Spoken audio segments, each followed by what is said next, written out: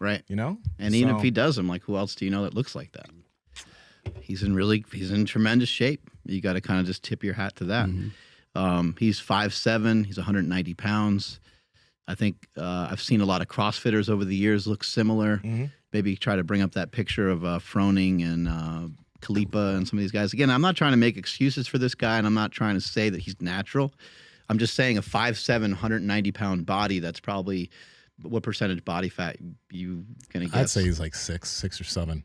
At least looking at the upper body. Yeah. You know what I mean? He doesn't, not overly muscular in the lower body, but yeah, 6-7%. Actually, it could be high because, you know, depending on like how the lower body is, it could be like 8. You know, if the lower body isn't as lean, because for some people, when they lose body fat, they'll lose a lot on the upper body. Matt Ogus is actually like this, where he'll have perpetual abs, but his legs, he won't lose fat there for a while. He just has really good genetics for that area. Yeah, that's a thing, right? And after seeing him up close, you know, I would say he's like 7 or 8%. Probably somewhere in that range. And yeah, look, I mean, these guys, you know, Froning, he never, like back then, according to some of the, you know, watching some of the CrossFit Games documentaries, he would eat a couple sleeves of Oreos every night.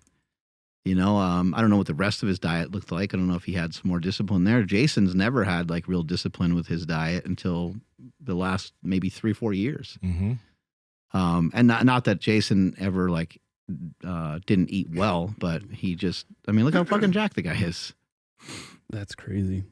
Yeah, that picture by the pool, they looked fucking insane. It's like, what the fuck? But yeah, one thing again people don't think about is like, I think when Froning was on the podcast, he talked about he was doing stuff since he was a kid.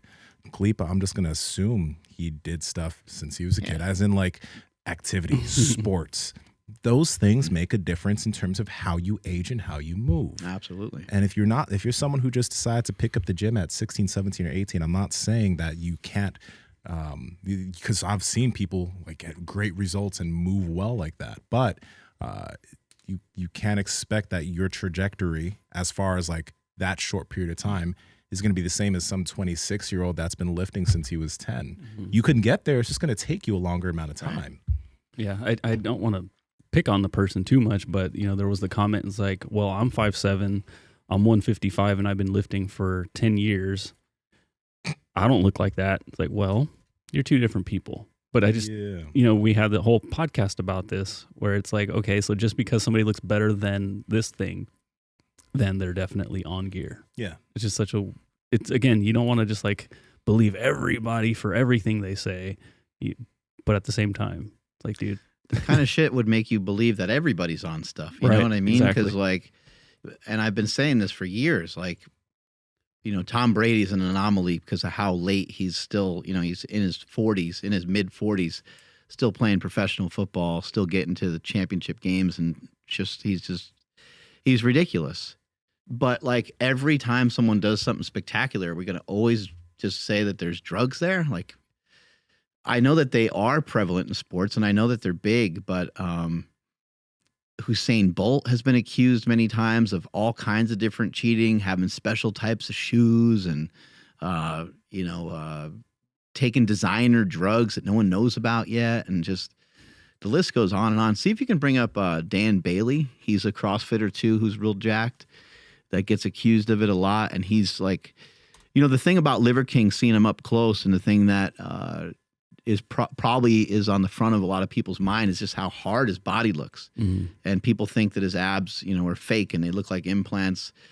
They very well could be. I don't have any idea. Like, I don't have any way of knowing. I did touch him and feel him and felt like muscles, but did you?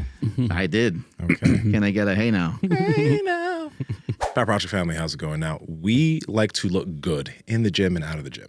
That's why you always see Mark and I and Andrew is stepping up on the short game, wearing shorts from Viori and clothes from Viori. And honestly, the number one compliment that I've seen, that I've gotten, and even Mark's gotten, is, damn, your butt looks good. And that's because, well, the clothes we wear make our booties look delicious. Andrew, how can they get it? Yeah, you guys both have pretty big wagons.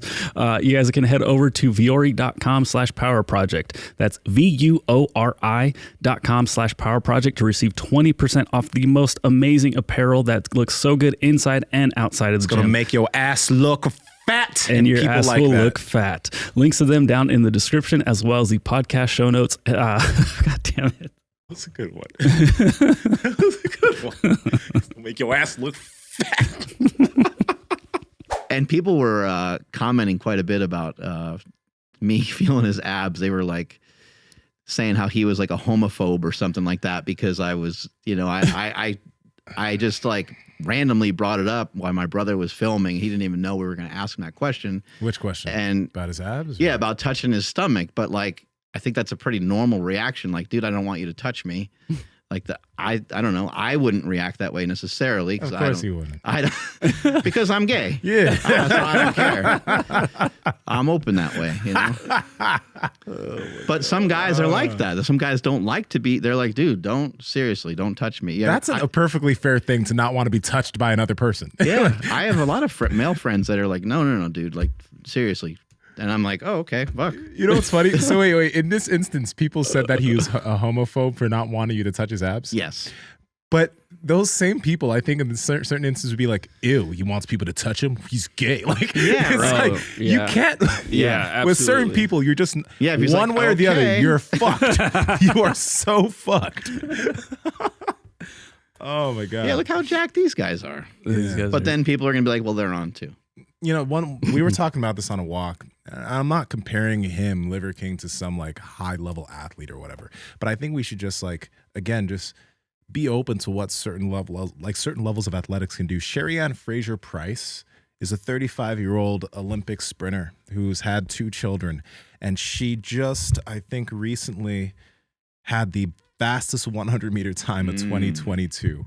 Mother of 2 children, 35 fucking years old. Especially with sprinting, people are like, oh, that's a sport where you as you get older, you can't do it. This woman's 35 and still bussing youngins that are like 19, 20, and That's 21 in sick. their prime. What's her name? Sherry-Ann Fraser-Price. She's That's a lot of names. just type in Fraser-Price on YouTube or whatever, she'll pop up.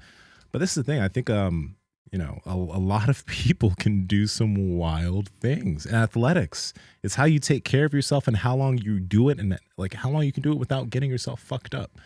You know, so it's, who knows? I don't know with whatever Liver King. I don't know if he is or he's not. I'm gonna lean towards he is. Why? Because like with some of the things he talks about, it's lifestyle stuff. Yeah, he's making money off ancestral supplements, but when it comes to any of these folks, I'm like, I pay attention to what they're talking about. Mm-hmm. Are they saying that the way they looks is because of the supplements that they take and their fucking mass gainer or their special formulated fucking pre-workout that gets them super hyped for the gym? Or are they talking about things that you can do in your daily life, the habits? Because we know that it's the habits. It's the things that you do day by day that it's going to allow you to be able to gain that amount of muscle over a period of time. It's not going to be the supplement you take. Supplements can make a bit of a difference here and there, but they're not going to be the end-all be-all. It's what you do on a day-to-day basis. Hey, guys, if you like this clip, go ahead and comment down below and let us know what you liked about it, all right? Share this with a friend. Make sure to subscribe to the channel. And also, we are on Reddit and Discord. All that's down below. All our sponsors and everyone that supports us down below there too, so you can get whatever you like from us. All right? Peace.